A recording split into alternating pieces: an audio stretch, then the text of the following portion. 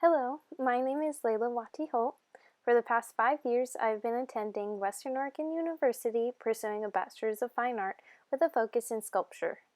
Not in a million years would I have imagined getting a degree in art, let alone accomplishing a BFA. I originally made the decision to attend WU after being recruited to play on the Wolves volleyball team, and with not a clue in my head of what I wanted to major in, I spent my first 2 years taking an array of courses, filling up my general education requirements. As a sophomore year was heading to a close, I knew I had to declare a major, but unfortunately, I was still at a standstill on deciding what I wanted to pursue.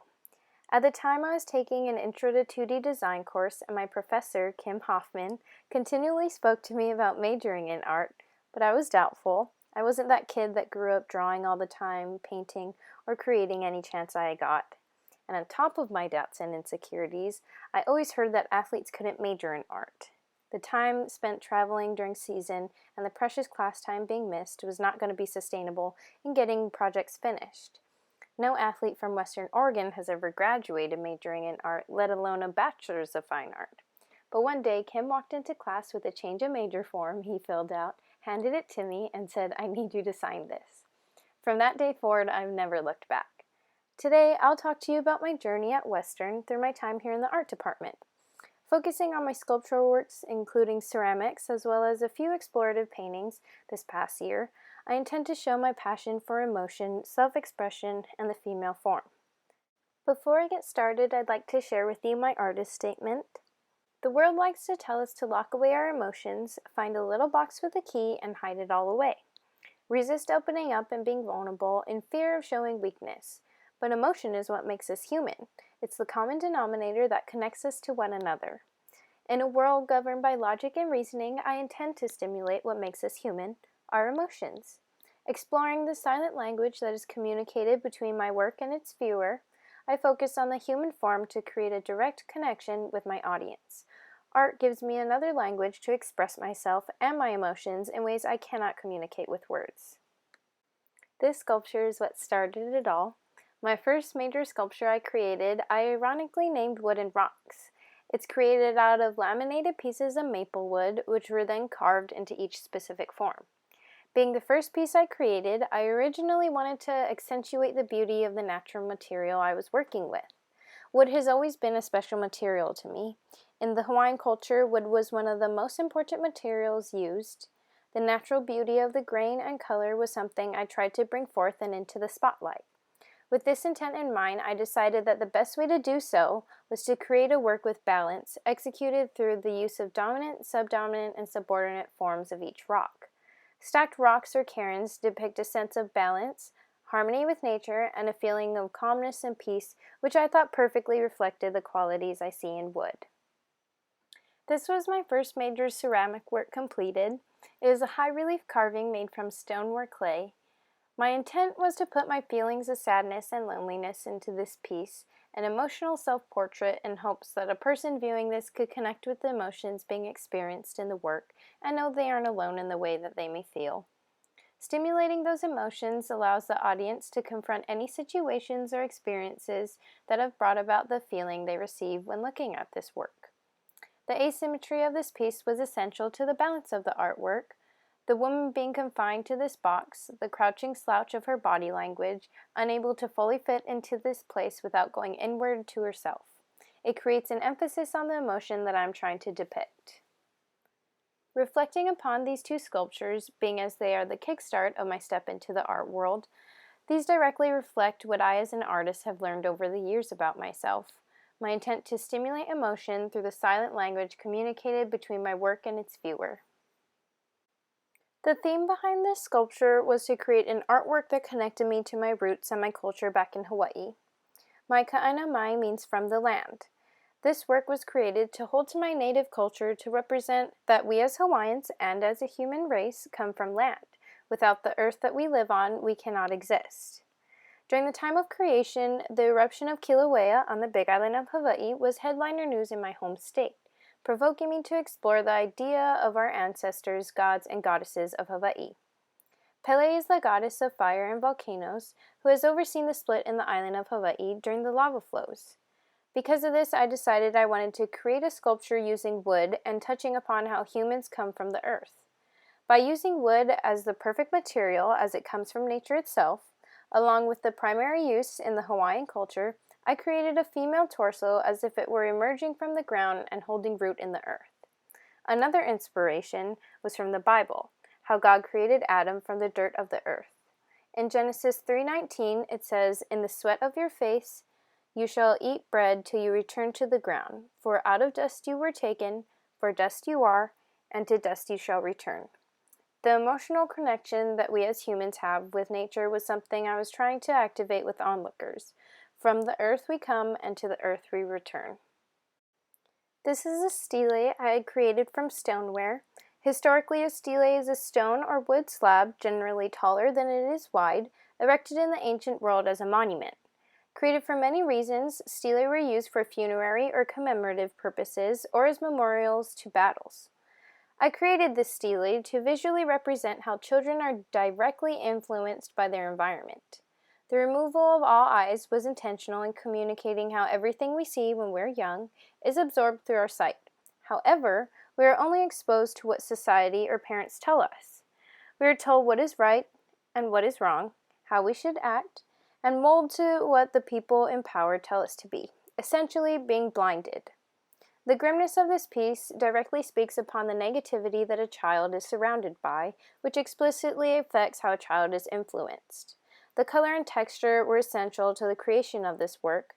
In order to exhibit the monumental spirit of a stele, I needed to create something strong, something bold, and something that will catch a viewer's eye.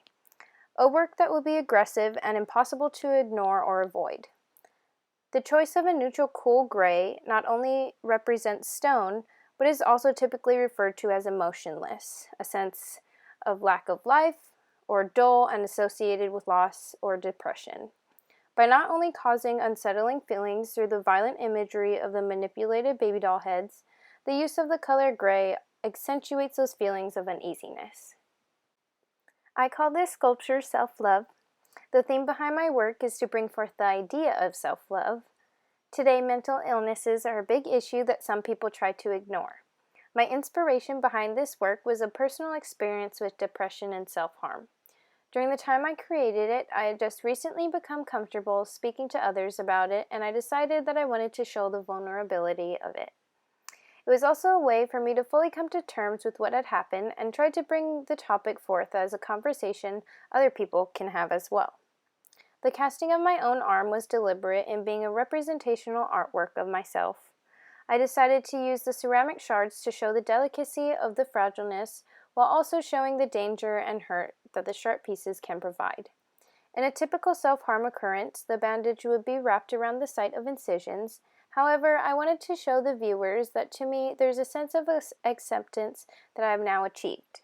Therefore, I wrapped the rest of the arm with bandages and exposed the cuts. All of the works that I've shown you thus far are explorations of conceptual work with significant importance on the abstraction being communicated through the piece, particularly exploring how emotion is being stimulated. My current work from September 2019 till now focuses mainly on exploring the relationship between material and form. In both of these paintings, I wanted to explore the two-dimensional realm of depicting the female form as a sculpture. Focusing on line and color in each painting, I intended to explore the emotion that is communicated through the works. My personal intent is for the world to know that the human body is beautiful and should be celebrated. Society puts negative connotations and restrictions upon individuals who embrace their body, especially when it comes to women showing off their bodies, putting emphasis on the disapproval of lack of clothing. Nudity has been extremely sexualized in all aspects of society.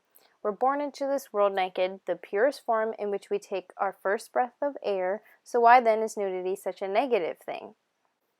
My intent behind these next two sculptures was to understand how the two elements, wood and the female form, coincide with one another, resulting in an increase of comprehension to better enhance the communication between my work and its viewers.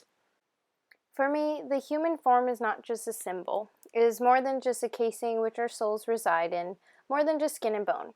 It is something worth exploring, something worth learning about, a wondrous live sculpture that should be appreciated for all the beauty it has to offer. I believe it to be one of the greatest creations on earth, and it should be viewed in that manner. The female form is configured through a vast range of curves and lines, as well as shapes and forms that must truly be explored to fully grasp the magnificent beauty in which it holds. In hopes of creating a new way of seeing, exploring, and understanding the form, I challenge myself to investigate in detail at what makes up the landscape of the female body. This is what this past school year I've been exploring through my current works.